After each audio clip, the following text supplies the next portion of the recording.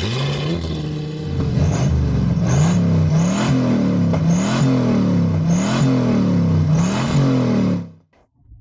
AutoCasion, a leading website in the world of car sales, we couldn't miss a practical video where we show you the tricks for buying a used car. They say that the face is the mirror of the soul, so the first thing is to look at the car's appearance in general.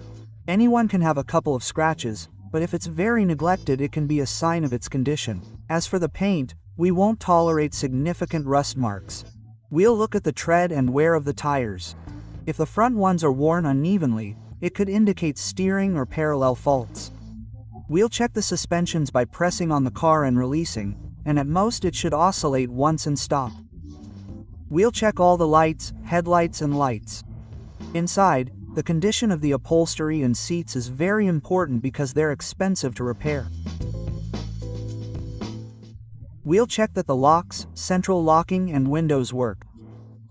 We'll open and close all the doors looking for squeaks or that they're loose. Be very careful with the hood and trunk. They must close tightly or they will indicate that the car may have been involved in a serious accident. The trunk can be an indication of what the car has been used for, from normal use to transporting bricks. We will look at the condition of the carpet, for tears and physical remains. Also, if the car has a spare tire, we will look at its condition and whether it has all the regulatory tools. If the pedals are very worn, it is a sign of age and mileage. If the steering wheel is shiny too, very important, the clutch pedal. If it is worn, the clutch may be damaged. We will check that all the lights, radio, heating, air conditioning, warning lights, etc. work. We cannot forget the seat belts. They must all brake and retract properly and, of course, be anchored perfectly. Whether the engine is very clean or very dirty is a bad sign.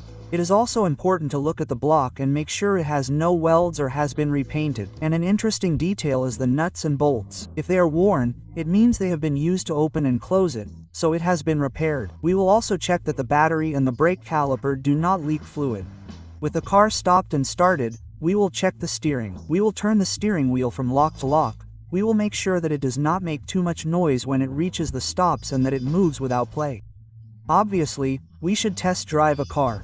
We will check the handling of the controls such as the steering and gearbox. Everything should be operated smoothly and easily. We will drive slowly in high gears, letting the engine revs drop and accelerating fully to see if it recovers well. Once it has gained some speed, we will suddenly release the accelerator to see if the engine holds back well. We will check the steering. It should be stable and intuitive, and when we are ready to take it again, we will let go of the steering wheel in a straight line to see if the car deviates, which it should not. Brakes are important, but they are cheaper to repair than other things. We will brake hard from about 80 to 90 kilometers per hour and make sure that the discs do not slip between the pads. We will stop completely and the pedal should not sink any further because it would be a sign of a leak in the circuit. After driving it, we will stop and leave the engine running.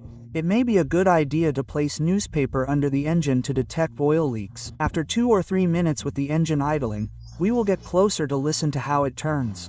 If it turns slowly but firmly, roundly, it is a very good sign. If we notice sudden or intermittent increases in revolutions, very bad. Another very important thing is to position ourselves at the exhaust, and while we are at it, we will see if it is rusted or loose, but be careful not to touch it, and we would ask the owner to give the acceleration a couple or 3 times. Nothing too much, of course. We will look at the smoke coming out of the exhaust. If it is white or bluish, it is a very bad sign. The engine is burning water or oil. And to conclude, we will write down the chassis number to contact specialized companies and check if the car is free of charges. And remember that here at autocasi.com you can download all these instructions in writing. See you in the next practical video. Oh!